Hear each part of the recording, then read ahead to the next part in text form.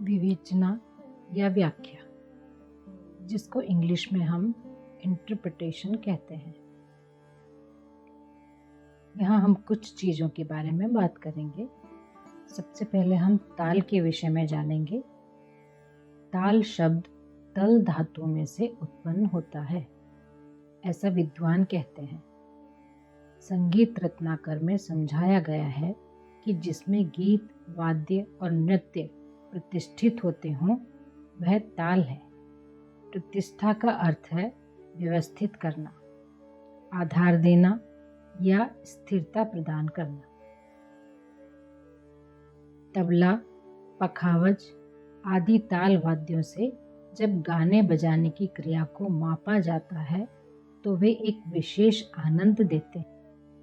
इस प्रकार हम कह सकते हैं कि ताल संगीत की जान है और ताल से ही समग्र संगीत कला जीवित है।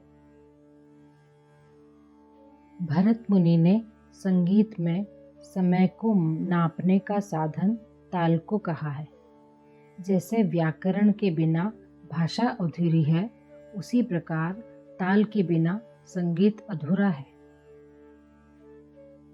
गायन, वादन और नृत्य की शोभा ताल से ही है। ताल अलग अलग मात्रा के समूह से बनती है।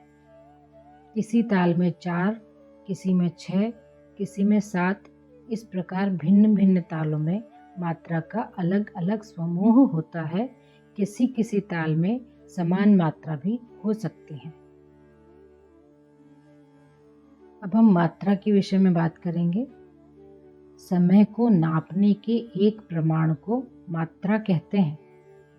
एक समान अंतर पर हाथ से एक समान तालियां दें तो हर एक ताली मात्रा है, ऐसा गिना जाता है।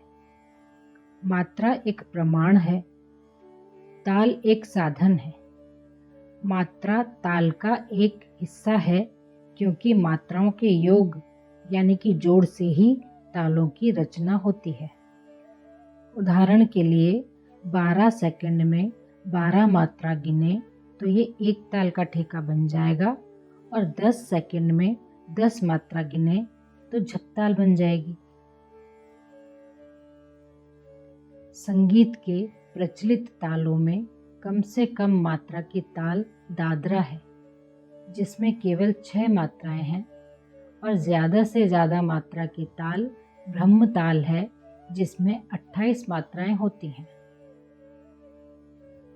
खंड या विभाग, ताल में जो छोटे छोटे टुकड़े किए जाते हैं उन्हें खंड या विभाग कहते हैं। उदाहरण स्वरूप ताल त्रिताल 16 मात्रा की ताल है और इसके 4 भाग किए गए हैं। हर एक भाग में 4-4 मात्राएं होती हैं। इन्हीं विभागों को ताल का खंड कहा जाता है। ताल के खंड की पहली मात्रा पर उस ताल का सम, ताली और खाली निश्चित होती है। सम यह ताल की पहली मात्रा होती है। जिस मात्रा से राग का गाना बजाना शुरू हो या ताल का ठेका शुरू हो वह ताल का सम है। गायक वादक के संगीत का यह मिलन स्थान कह सकते हैं। सम को न्यास भी कहते हैं।